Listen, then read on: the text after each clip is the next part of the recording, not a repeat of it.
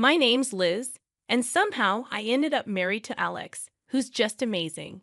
We're both 28, have our own place, pay our own bills, and live our own life. It's been a year since we got married, and honestly, things have been good overall. But there's one little problem: Alex's parents. Now, don't get me wrong, I didn't expect to be like the perfect daughter-in-law right from the start. But I also didn't expect to feel like I'm not wanted in their family. The first time I met Alex's parents, especially his mom Jane, it felt really uncomfortable. Jane looked at me like she was trying to decide if I was annoying or just boring. It was like she made up her mind about me before I even said hello. Alex had warned me that his mom could be a bit difficult. He said, "She can be a bit much, but don't take it personally." So I tried not to let it bother me. But during dinner, when I was passing the salt, Jane brought up Alex's ex-girlfriend Stephanie and how great of a cook she was. Alex just nodded, looking uncomfortable. I sat there feeling invisible while they talked about Stephanie like I wasn't even there. It hurt, but I tried to hide it with a smile. I even tried to join in, saying Stephanie sounded like she was a great cook. Jane smiled back at me, but it didn't seem genuine. Later, I talked to Alex about how I felt. It seemed like his mom was comparing me to his ex-girlfriend. Alex hugged me and reassured me that I was the one he chose, and that's all that mattered. I wanted to believe him. But little did I know that Jane had ulterior motives, and I was the pawn she was ready to sacrifice in her game. Living with an allergy isn't just inconvenient. It's like having a shadow that constantly whispers danger in your ear. Since I was a kid, peanuts have been my worst enemy. It all started with a spoonful of peanut paste and a trip to the emergency room, leaving my parents with a clear message: keep her away from peanuts and a bunch of other foods if you want her to grow up. It's not just peanuts, though. Soy, peas, cherries, almonds, tomatoes, apricots, bananas, and even potatoes are all off limits for me. It's a list that makes waiters raise an eyebrow and friends hesitate to invite me over for dinner. And my mother-in-law, Jane, knows this list by heart. Yet she somehow questions it every time we're over for dinner. "Are you sure you can't even have a little bit of this pie? It's got almond extract," she'd ask, with a tone that ranged from concern to disbelief. I'd politely decline, though I'd rather not. Once at a family gathering, while I was trying to find something safe to eat at the buffet, Jane swooped in with her voice dripping with sweetness. "Liz, you must try this casserole." I made sure it was Liz-friendly, she announced. But her nurturing words didn't match the glint in her eye. Alex intervened, asking if the casserole contained cream of mushroom soup. Knowing that many brands include soy, which is a big no for me, Jane's smile faltered, and she tried to assure us it should be fine, but we both knew it wasn't. I've learned to tread carefully in this world of food allergies. Eating out becomes a strategic operation. Alex and I were at our favorite Italian place, a rare find that understood the seriousness of food allergies. After dinner, as we strolled under the clear night sky, a text from Jane darkened the moment. "Be careful, Liz. Not everyone takes your condition seriously. Wouldn't want anything to happen to you." Alex tried to reassure me, but I couldn't shake the feeling that Jane's message was more than just a jab. It was a warning, a reminder that my allergy made me vulnerable, not just to food, but to people like her who saw it as a weakness to be exploited. The rest of the walk home, I couldn't help but think about all the close calls, all the accidental exposures, and how easily something could go wrong. It wasn't just the peanuts, soy, or peas. It was the realization that my allergy was more than a personal battle. It was a chink in my armor that someone like Jane could see as an opportunity, and that thought was scarier than any allergic reaction I'd ever had. Dinners at Jane's house were always like a big production, almost like a play where everyone knew their roles except me. I was the wild card, the one who could unintentionally cause a scene with a single bite. Alex tried to make it better, but there's only so much you can do when you're playing in someone else's home court. One particular evening, the tension was thick. Jane was bustling around, placing dish after dish on the table. I sat there, my plate empty, trying to figure out what I could eat without ending up in the hospital. Jane passed the green beans to me, calling them divine. But something seemed off. "What's in them?" I asked. "Oh, just a touch of almond slivers for crunch," she said dismissively. I stopped Alex from reaching for them. "I can't eat those, remember? Almonds are a no-go for me." Jane feigned surprise, but her reaction was fake. "Oh dear, I must have forgotten. Silly me." Alex stood up, his voice firm with frustration. "Mom, this is serious. Liz could end up in the hospital." Jane's eyes narrowed slightly. "I just wanted to make something nice. It's not my fault Liz has all these allergies." The room fell into an uncomfortable silence. The other relatives glanced around, unsure where to look. I felt embarrassed, with a flush creeping up my neck. Alex's dad, Mark, tried to break the tension. "Let's just enjoy the meal, shall we? There's plenty Liz can eat." But the damage was done. The rest of the dinner passed in strained politeness, with Jane asking pointed questions about my allergies as if she were taking notes for next time. Later, when Alex and I were alone, he apologized. "I'm sorry, Liz. I should have double-checked everything before we came." I shook my head, tired of feeling like a problem to be managed. "It's not your fault." "I'm starting to think your mom does these things on purpose," I told Alex. He didn't respond, but he didn't need to. We both knew the truth. Jane was serving up a side of malice with every meal, and I was the main course. I could always tell when Jane had been working on Alex. He'd get this distant look in his eyes, like he was seeing me but also seeing through me, weighing her words against his own judgment. This particular evening, it was like a cloud had settled over him, and I knew it before he even said a word. "Mom thinks we should consider." "Well, she thinks we might not be thinking about the future enough," Alex muttered, not meeting my eye as he fumbled with the TV remote. "The future?" I asked, a sinking feeling in my gut. "Yeah, you know kids and your health issues," he continued, the word issues hanging awkwardly in the air between us. I felt a tightness in my chest. "She talked to you about my allergies again, didn't she?" He sighed, setting the remote down. "She's just worried. Liz. She thinks it's a lot for us to handle, especially if we want a family." I bristled. "We've talked about this. I've managed so far, haven't I? And there are plenty of people with allergies who have kids." Alex ran a hand through his hair, a sure sign he was stressed. I know. It's just, she has this way of making me doubt things." The room was quiet for a moment, the tension thick. I watched him, this man I loved, wrestling with the seeds of doubt his mother had planted. "Alex, do you doubt us?" I asked, my voice barely above a whisper. "No." He looked up finally, his eyes clear and firm. "I don't. I just hate that she keeps bringing it up. I hate that it makes us fight." I reached for his hand, our fingers intertwining. "We're not fighting. We're on the same side, remember?" He nodded, pulling me into a hug. "You and me against the world, right?" "Right," I said. But as I held him, I couldn't shake the feeling that Jane's words were like weeds threatening to grow wild and choke the life out of the beautiful thing we had. And I knew then that it wasn't just my allergies that needed managing. It was the doubts that could seep into the cracks of even the strongest relationships. The news of my pregnancy came as a surprise, a happy one for Alex and me, but a complicated one for everyone else. The day we announced it to his parents, Jane's reaction was like watching a robot trying to mimic human emotions. A pause, then a smile that didn't quite match the situation. "We're going to have a baby, Mom," Alex said, his voice a mix of pride and caution as he gauged his mother's reaction. "That's wonderful," Jane managed to say, the words sounding foreign in her mouth. "We must have a family dinner to celebrate." I was skeptical. Celebrations at Jane's were never just celebrations. But I saw the hopeful look in Alex's eyes and agreed. The night of the dinner, the house was buzzing with relatives.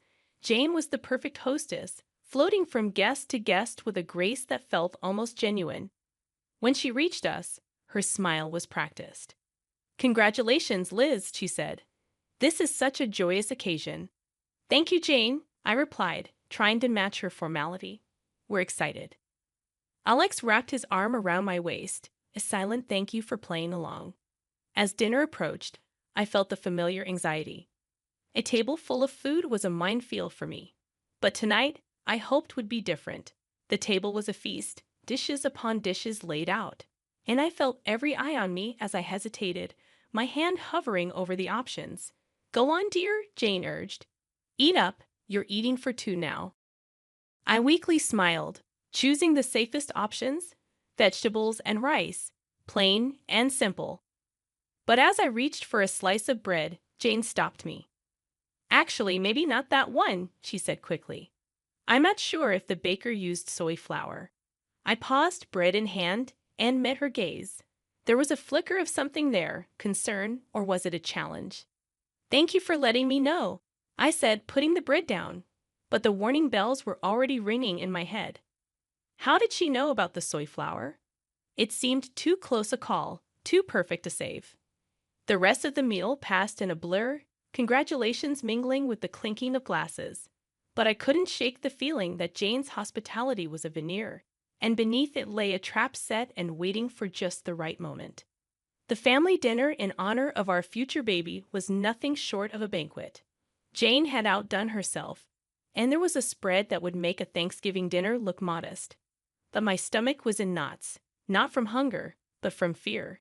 Every dish was a potential hazard, a hidden enemy that could send me to the hospital or worse. As we all took our seats, the chatter around the table was lively, filled with the usual family gossip and stories. Jane was at the head of the table, presiding over the feast like a queen in her court. She called everyone to attention with a gentle tap of her glass. Before we begin, I just want to say how thrilled we are to be celebrating Liz and Alex's upcoming addition to our family, Jane announced, her voice steady and clear. There was a round of cheers and applause. I forced a smile, feeling Alex squeeze my hand under the table. Thank you, everyone, I said. We're really looking forward to this new chapter in our lives. The meal began, and I tentatively picked at my food, choosing the simplest items. Alex watched me, his brow furrowed with concern. You doing okay? He asked quietly. Yeah, just being careful, I replied, pushing a roasted potato around my plate. Jane's eyes were on me, and I felt like a specimen under a microscope. Liz, you haven't touched your salad, she said, her voice tinged with forced cheerfulness. The dressing is on the side, just as you like it. Thank you, Jane, I said. I'm just not much of an appetite tonight. As the dinner wore on, the tension grew. Every time Jane offered me something, my anxiety spiked. The room felt hot, the walls inching closer with each passing minute. Then came the cake. It was a beautiful confection, layers of sponge and cream that made the room ooh and ah. Jane cut a slice and handed it to me with a smile. For the mom-to-be, she said. I looked at the cake, then at Alex, then at Jane. I really shouldn't, I said, but it looks delicious. Oh, come on, Liz, one little bite won't hurt for the baby, Jane pressed, her voice sweet as the icing. That's when Alex's dad, Mark, stepped in, his hand swift as he knocked the plate from my hands. The cake tumbled to the floor, and a stunned silence fell over the room. What the hell, Dad? Alex exclaimed, his voice a mix of anger and confusion. Mark stood, his face pale, but his voice was firm. I saw the label in the trash. That cake has peanut oil in it. The room erupted in chaos.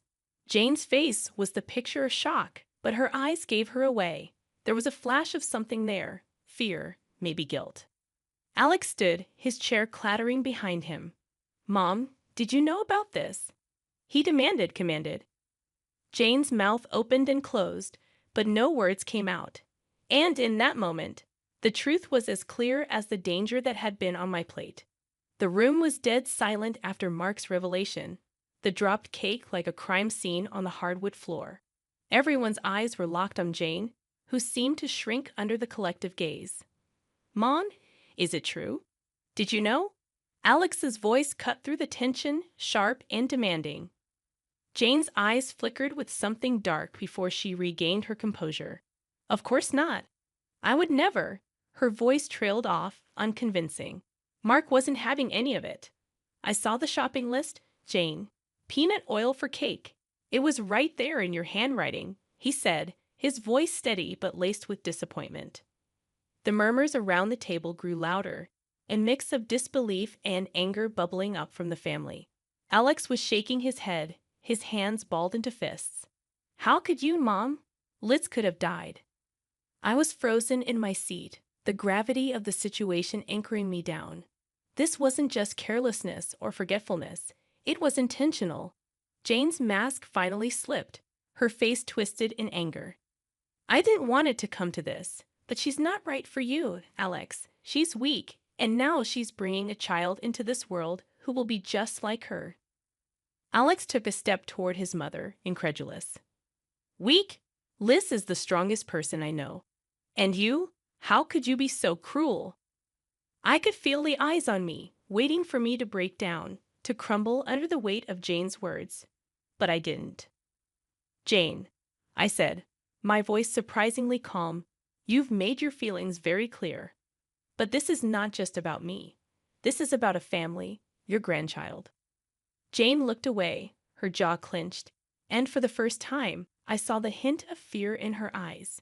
Maybe she realized that her actions hadn't just endangered me, but her relationship with her son, her reputation, everything. The rest of the evening was a blur. There were arguments, tears, and hushed conversations as the family tried to process what had happened.